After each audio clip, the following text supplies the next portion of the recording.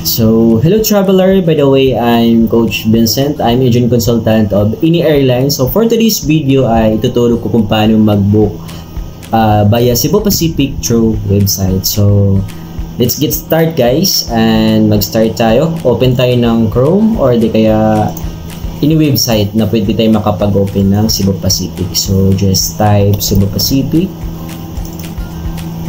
Ayan. No, sa mga gustong mag-book, kumbaga nagbo-book online para hindi kayo magkamali sa pagta-type. So, first, pag dito na kayo sa Cebu Pacific sa loob, ayan, may nakalagay dito round trip. So, please choose one way. So, pwede naman yun guys kung sakali round trip naman. So, automatic naman yun magra-round trip naman siya dito. Ayan, may depart and my return. So, prepared ko kasi one way kasi ako para hindi ako magkamali. So, yan, one way lang muna tayo. And then, click Bacolod. So, for example, ang sample natin ngayon is Manila to Bacolod. And departing on, just click departing on and then lalabas dito may mga months and February, March, and then guys, look this arrow, pa right side siya. So, just click para mag-forward yung months. And then, maghahanap tayo dito ng mas mura. So, for example, naghahanap kayo ng mas murang ticket. So, may nakita tayo dito by June. So, 17. Yung 299 po at saka yung 788, hindi yan yung pinaka-price talaga ng ticket po. So, yung 299, ibig sabihin po yan, base fare po yan. Yung 788 po, base fare po siya. So, the more na mas higher, the more na mas mahal po ang ticket.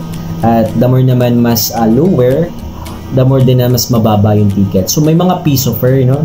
Na lumalabas talaga rito pag naka-down si Cebu Pacific ng piso fare. So, ang piso fare po ay base fare. So, hindi siya piso na ticket talaga. So, marketing strategy po talaga ng airlines yun na para mas maraming mag-book. No? So, just click natin yung 17 and then select page. So, meron ditong adults, children, at saka infant. So, by the way guys, ang per booking natin for one ticket is maximum po is 20. So for example, magbo-book ka no, 10 person or di ka 20 person, included na po dito si children at saka infant. So for today's tutorial ay one adults lang muna yung ating example. And then so click one adult and then search flights. So ayan.